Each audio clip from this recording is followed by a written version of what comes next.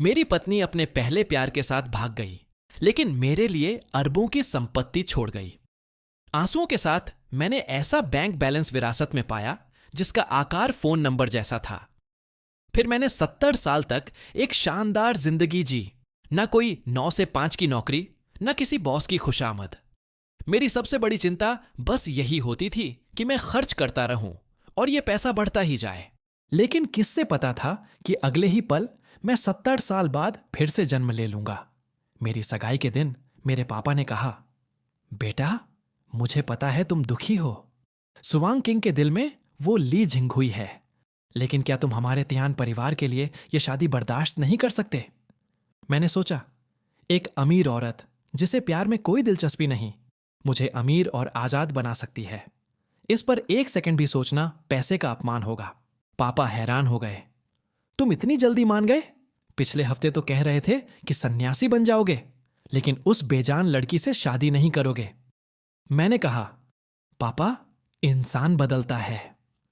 मुझे अचानक एहसास हुआ, प्यार जरूरी है, लेकिन आजादी उससे भी ज्यादा कीमती है। उधर सुवांग किंग मुझे देख रही थी और मन में सोच रही थी, तियांगो, तुम जिंदा हो। क्या भगवान ने मेरी प्रार्थना सुन ली? उन्होंने मुझे उस समय में वापस भेज दिया जब कुछ भी शुरू नहीं हुआ था। पिछले जन्म में मैंने तुम्हारी जिंदगी बर्बाद कर दी।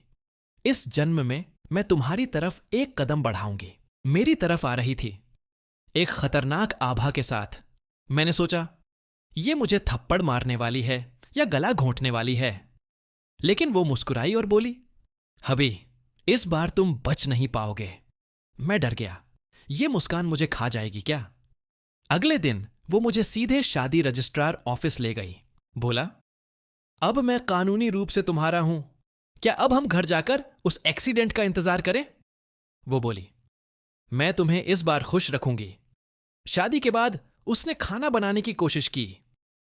मैं बोला, ये खाना है या न्यूक्लियर टेस्ट? वो बोली, मैं कोला चिकन विंग्स बनाना चाहती थी, लेकिन पैन का कुछ और ही प्लान था। रात को वो बोली, मुझे अंधेरे से डर लगता है, क्या मैं तुम्हारे कमरे में सो सकती हूं? मैं समझ गया, ये बहाना है। मैंने कहा, पास मत आना।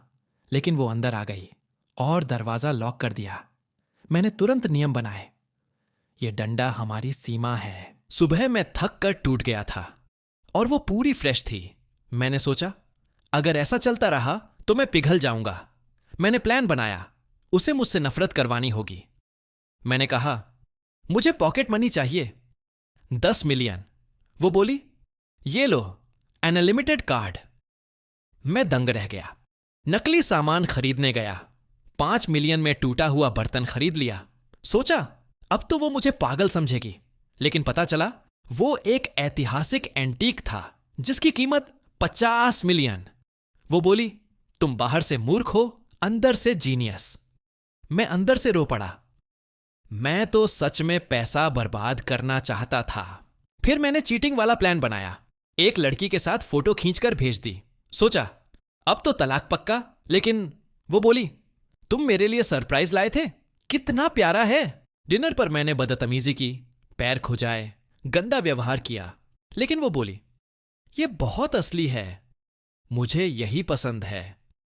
उसके पापा भी मुझे डांट रहे थे, लेकिन वो बोली, उसे काम करने की जरूरत नहीं, उसका काम है खुश रहना। मैं सोच रहा था, यह शादी नहीं, फ्रीलोडर का ताज पहनाया जा रहा है। आगे कहानी में उसका पहला प्यार फिर एंट्री करेगा।